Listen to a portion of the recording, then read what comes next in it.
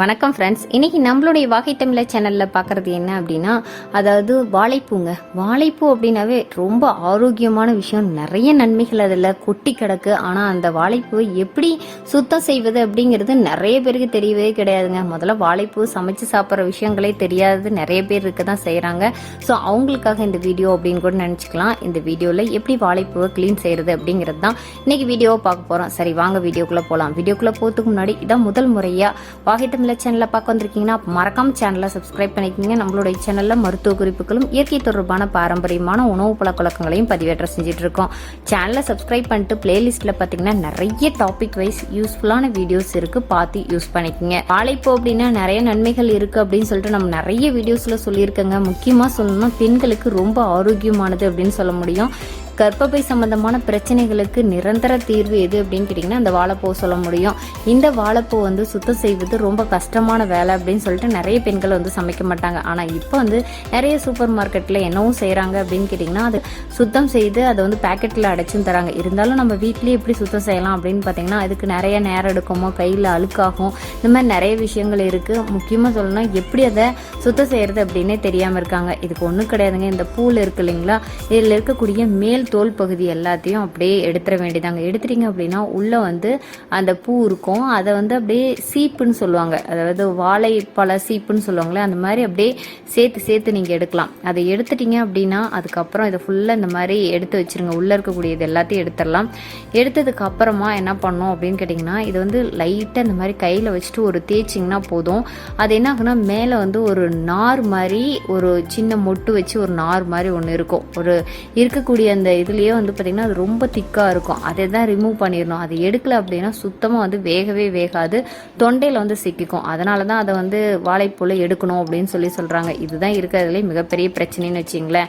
அதை எடுத்துடணும். அதை இப்படி ஜஸ்ட் அப்படியே பிடிச்சி இழுத்தீங்க அப்படின்னாவே வந்துடும். மீதி இருக்கிறதெல்லாம் அப்படியே விட்டுறலாம். அப்புறம் கீழ்ப்பகுதியில் ஒரு சின்ன ஒரு ஒயிட் கலரில் ஒன்று இருக்கும். ஸோ அதையும் நீங்கள் எடுத்துடணும். இது ரெண்டையும் எடுத்துட்டீங்க அப்படின்னாவே வாழைப்பூ க்ளீன் செஞ்ச மாதிரி தான். இது நீங்கள் சொல்கிறது ஈஸியாக இருக்குது, ஆனால் எல்லாத்தையும் க்ளீன் பண்ணுமே அப்படின்னு தான் நீங்கள் கேட்குறீங்க. ஆமாம், உள்ளே இருக்கக்கூடிய எல்லா பூக்களையும் இதே மாதிரி எடுக்கணும். ஆனால் இந்த மாதிரி தேய்க்கும் போது அது டக்குன்னு என்ன ஆகும் அப்படின்னு கேட்டிங்கன்னா உடனே வெளியில் தெரிய ஆரம்பிச்சிடும். அதனால் உங்களுக்கு எடுக்கிறதுக்கு ரொம்ப ஈஸியாக இருக்கும். ஸோ இது போல் நீங்கள் செய்யலாம். இன்னொன்று செஞ்சுருக்கேன் வீடியோவில், அதை பாருங்கள்.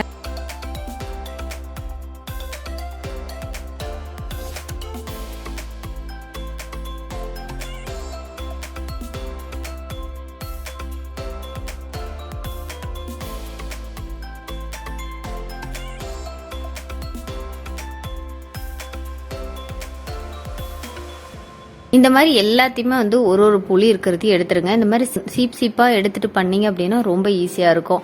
இதில் வாழைப்பூ பொரியல் எப்படி செய்யறது அப்படிங்கிறது நம்ம ஏற்கனவே வீடியோ போட்டிருக்கோம். அது மட்டும் இல்லாமல் வாழைப்பூ குழம்பு எப்படி செய்யறது, கர்ப்பப்பை பிரச்சனைக்கு, அது பிசிஓடி, ஃபைப்ராய்டு பிரச்சனைக்கு இந்த வாழைப்பூ எப்படி பயன்படுத்துறது, இந்த மாதிரி நிறைய வீடியோஸ் போஸ்ட் பண்ணியிருக்குங்க. அது ரிலேட்டடான எல்லா லிங்க்குமே கீழே டிஸ்கிரிப்ஷனில் கொடுக்குறேன், பார்த்து பயன்படுத்திக்கங்க. அது மட்டும் கிடையாதுங்க, கடைசியாக இதை அப்படியே ஓப்பன் பண்ணிட்டே வந்தீங்கன்னு வச்சிங்களேன், இந்த மாதிரி ஒரு மொட்டு மாதிரி வெள்ளை கலர்ல இருக்கும் கடைசியா. அது கண்டிப்பா யார் கிளீன் பண்றீங்களோ அந்த பெண்களை சாப்பிட்டுருங்க. ஏன்னா அது ரொம்ப ரொம்ப நல்லது. இப்பதான் பூப்படைந்த பெண்கள்லாம் இருந்தாங்க அப்படின்னா அவங்களுக்குலாம் இதை கொடுங்க. அது ரொம்ப நல்லது. கர்ப்பப்பை சம்பந்தமான பிரச்சனைகள்லாம் வராம இருக்கும். எப்படி வாரத்துல ஒரு முறையாவது இந்த வாழைப்பூ உடம்புக்கு சேர்த்துக்குங்க. அது ரொம்ப ஆரோக்கியமான ஒண்ணு. முக்கியமா பெண்களுக்கு ரொம்ப நல்லது அப்படின்னு தான் சொல்ல முடியும். இது எப்படி சுத்தம் செய்யறது, ஐயோ இதை சமைக்கணுமா அப்படின்னு சொல்லிட்டு நிறைய நீங்க யோசிச்சுட்டே இருந்திருப்பீங்க. ஆனா இதுல இவ்வளவு நன்மைகள் இருக்கா அப்படின்னு சொல்லிட்டு லிங்க் இருக்கக்கூடிய வீடியோஸை பார்த்ததுக்கப்புறம் கண்டிப்பாக இதை சமைச்சு சாப்பிட்டே ஆகணும் அப்படின்னு சொல்லிட்டு உங்களுக்கு தோணி இருக்கும்னு நினைக்கிறேன். க்ளீன் செஞ்சதுக்கு அப்புறமா இந்த உள்ள இருக்கக்கூடிய அந்த தோல் சொன்னோம் இல்லைங்களா, அந்த வேஸ்டேஜஸ்லாம் இப்படி தாங்க இருக்கும். பாருங்கள், இவ்வளோ வேஸ்டேஜஸ் இருக்குது. ஆனால் நம்ம பயன்படுத்தக்கூடிய பூ பார்த்தீங்கன்னா கொஞ்சம் தான் இருக்கும். ஸோ இதை எப்போவுமே கட் பண்ணதுக்கப்புறம் என்ன பண்ணணும்னா தண்ணியில் போட்டணும். அதை எப்படி சமைக்கணும் எல்லாமே நான் அதில் சொல்லியிருப்பேன். நீங்கள் போய் பார்த்து கற்றுக்குங்க. கண்டிப்பாக இது ஒரு பயனுள்ள தகவலாக இருக்குன்னு நம்புகிறேன். இந்த மாதிரி பயனுள்ள தகவலை நீங்கள் தெரிஞ்சுக்கணும்னு நினச்சிங்கன்னா மறக்காமல் நம்மளுடைய வாகை தமிழா சேனலை சப்ஸ்கிரைப் பண்ணிக்கங்க. சப்ஸ்கிரைப் பண்ணால் பார்த்தாதுங்க, பக்கத்தில் கூடிய பெல் ஐக்கானை கிளிக் பண்ணிங்கன்னா தான் இந்த மாதிரி அப்டேட்ஸ் போட்டோன்னே உங்களுக்கு நோட்டிஃபிகேஷன் சேரும்.